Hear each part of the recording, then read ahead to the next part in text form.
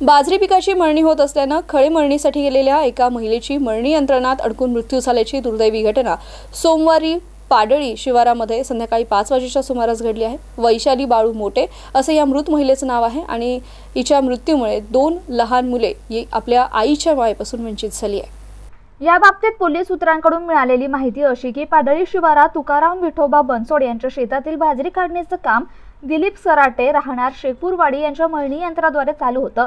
सायंकाळी 5 वाजेच्या सुमारास वैशाली मोटे ही महिला बाजरी काढणी सुरू असलेल्या मळणी यंत्राजवळील ताडपत्रीवर उभी असताना जोरदार वारा आल्याने ताडपत्री उडून महिलेच्या अंगावर आली। यामुळे ही महिला मळणी यंत्राकडे ओढले गेल्याने मळणी यंत्रात अडकली।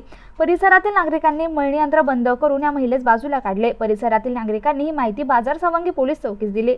जमादार नवनाथ कोल्हे, विनोद बिगोद, दिलीप बनसोडे आणि इतरांनी घटनास्थळी धाव घेत नागरिकांच्या मदतीने वैशाली मोटे ही उपचारासाठी बाजार सावंगी येथील प्राथमिक आरोग्य केंद्रात आणले असता येथील वैद्यकीय अधिकारी डॉक्टर शाजिया बतुल यांनी तपासून मृत घोषित केलं। शवविच्छेदनानंतर प्रेत नातेवाईकांच्या ताब्यात देण्यात आलं। मृत वैशाली मोटे हिच्या मागे पती, 2 मुले असा परिवार आहे। रात्री उशिरापर्यंत बाजार सावंगी पोलिसांनी अकस्मात मृत्यूची नोंद घेतली आहे। सय्यद लाल, MCN न्यूज, बाजार सावंगी।